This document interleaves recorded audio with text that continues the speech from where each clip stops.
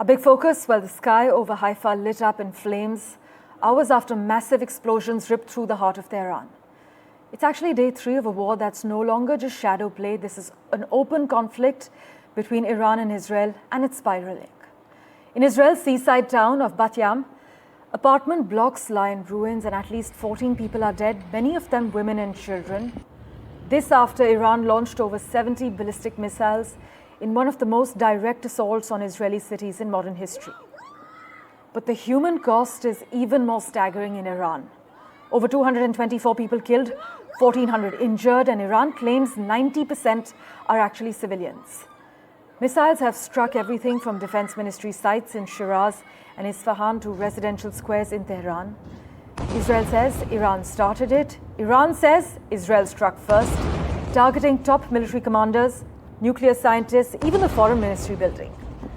But now analysts are arguing that the US President Donald Trump is playing both arsonist and firefighter, to quote some analysts. In fact, Donald Trump has said, if we are attacked by Iran, the full strength of the US armed forces will come down on you at levels never seen before. As G7 leaders fly into Canada, diplomatic channels are heating up, and the ask, well, stop Trump from pulling the US into this full-blown regional war. We have a reaction from Netanyahu lined up for you. Listen in. הטייסים הנפלאים שלנו מעל טהרן. טהרן בוערת.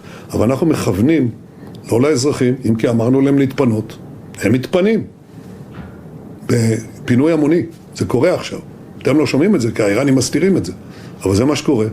אבל הם, לעומת זאת, הם תוקפים, מפציצים את האזרחים שלנו. בתמרה, בתל אביב, בראשון לציון, ברחובות, בכל מקום. אנחנו כמובן פועלים אחרת. For an expert's view on the matter, we have with us currently on NDTV James Bowden, Arab and Middle East expert. James, always a pleasure to have you on our show. 3 straight days of heavy missile fire, key generals dead, nuclear facilities hit. Would you argue that this is now past the point of return? Definitely. We have seen tensions rise to this current conflict level, and they have plateaued. I don't really see anything as having truly escalated, but definitely we are in a full-out conflict.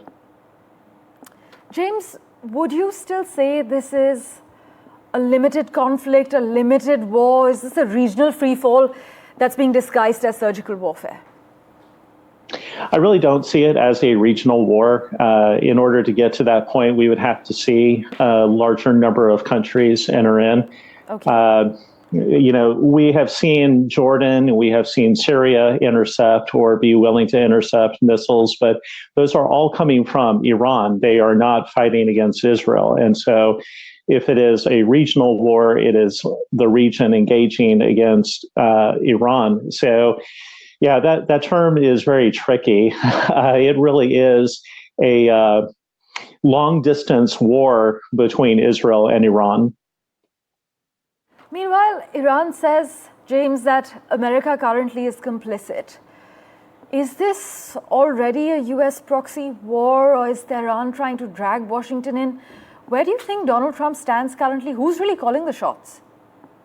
I really don't know. I was having this conversation earlier today. It seems like Donald Trump has been on both sides of the issue. At one moment, he wants to retreat from the war and he wants to make sure that America is not involved. And then the next moment, he's almost got this, hey, wait up for me, guys, kind of attitude to this type of war. And, we're having to take Donald Trump's temperature each and every day to see where he's at, to try to get to some level of consistency.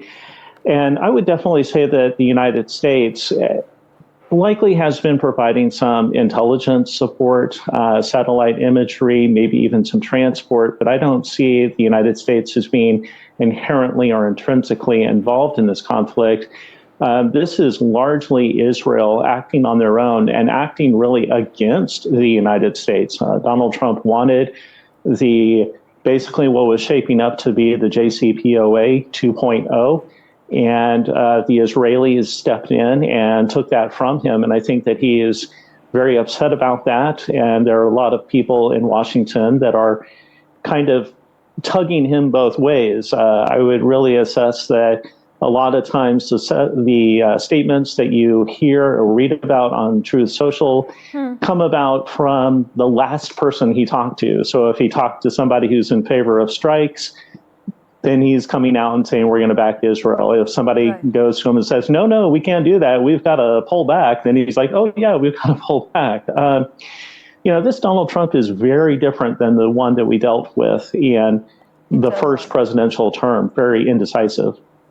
In fact, James, it's this very fickle-mindedness that Iran is flagging to say that they have serious trust issues with the US president as we speak. But oil prices are up, gold is rallying. We'll have to wait and see what kind of global economic fallout or impact this has. As always, though, thanks so much, James, for joining us. We'll, of course, keep in touch with you. Now, amid the tension, India is taking precautions. Well, India is mulling the evacuation of all our nationals from Iran as the West Asia crisis deepens. Now, as per estimates, about 3,000 to 4,000 of our nationals are in the country. Many of them are Kashmiri students. And just yesterday, early on Sunday, the Chief Minister of Jammu and Kashmir spoke to Dr. Jaishankar, our External Affairs Minister, to discuss the safety of Kashmiri students in the war-torn country. The government is considering relocating Indian students to safe zones.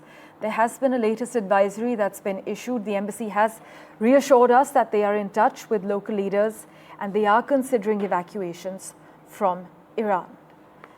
We have some reactions lined up for you. Listen in. At this point, हमारे जो भाई हैं Tehran university के जो students हैं उनकी boys dorm के नज़दीक ही हमला हुआ है and they have also been affected by the attack और कुछ जो स्टूडेंट्स हैं वो जख्मी भी हो गए हैं सो वो हालत हमारी भी ना हो जाए उससे पहले प्लीज हमें इवैक्यूएट कर दिया जाए क्योंकि इस पॉइंट ऑफ टाइम पे ना हमें वाटर सप्लाई है डॉर्म की ना net internet is very weak internet बिल्कुल भी नहीं चल रहा है ना मैसेज जा रही है ना आ रही है ना प्रॉपर्ली कम्युनिकेट कर पा रहे हैं हम किसी से भी और ऑन टॉप ऑफ दैट अभी शायद इलेक्ट्रिसिटी भी चली जाएगी और उसके बाद हमारा वाईफाई भी डाउन हो जाएगा जिसपे हम अभी थोड़ा बहुत इंटरनेट चला रहे हैं और उसके बाद हम शायद बिल्कुल भी कम्युनिकेट ना कर पाए तो please I request LG Manoj Sinha NCM Omar Abdullah कि हमें जल्द से जल्द इवैक्यूएट कर दिया जाए. My colleague Mohammad Ghazali has been tracking all the latest developments for us. He joins us live currently. Ghazali, as we were discussing earlier, is this just tit for tat or are we already in the middle of a full-blown regional conflict? Are experts calling this a full-blown regional war? Well, certainly it's a full-blown regional war. Both sides have been attacking at different sectors, be it the economic centers, the defense centers, as well as civilian infrastructure has come under attack in both the countries. More than 200 people have been killed in Israel. More than 10 people are reportedly killed in Iran. More than 200 people have been killed in Israel. More than 10 people have been killed, and continued attacks are being reported from both countries. Just a short while ago, Iran launched ballistic missiles towards Israel, hitting the targets or hitting areas in Tel Aviv, in Haifa, and other areas in the country. Meanwhile, through the day yesterday, Israel continued its aerial strikes on oil depots, on refineries, on manufacturing units, on pipelines. Water pipelines were damaged in Tehran and neighboring areas. In and around the national capital in Iran as well. And despite it was being expected that perhaps the US now, after Mr. Trump and Putin spoke, it was expected that perhaps US will pressurize both sides to stop the war. But it appears that even US is siding with Israel, which is not surprising. But it now will start impacting the world economy because Iran is also threatening that it will block the Strait of Hormuz, one of the very key points through which the maritime trade towards Asia and other regions are dependent on.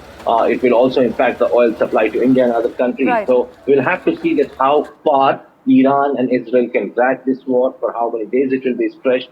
Because that will test the limits of this war, and we'll also have to wait to see whether US will pressurize its key ally in the Middle East, Indeed. Israel, to stop the attack on Iran, who had actually started this war. Ghazali, all eyes are on the key developments. As always, thank you so much for joining us with the latest.